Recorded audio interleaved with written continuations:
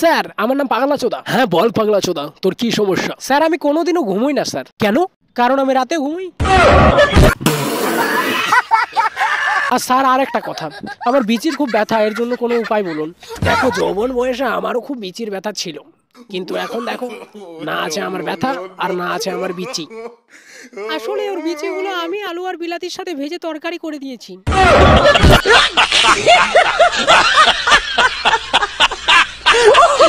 বিচির ব্যথায় সারা রাত ঘুমোতে দিত না শালা বুড়ো। তারপর বিয়ের পর আমায় বলে কিনা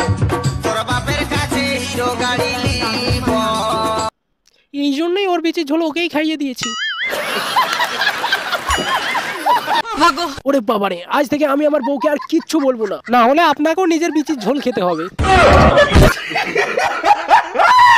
অক্ষয় দেশের 1 নম্বর বিড়ি কোম্পানির মালিক। তার মানে তুমিও বিড়ি বেচো?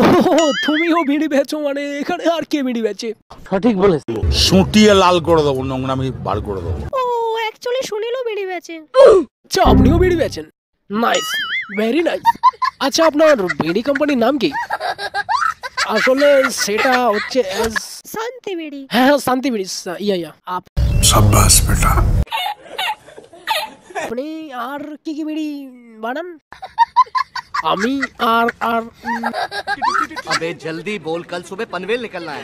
ইকবাল বিড়ি বানাই। ইকবাল বিড়ি তুমি বানাও? আমি শুনেছি ওটা তো দার্জিলিং থেকে আসে। সঠিক বলেছেন।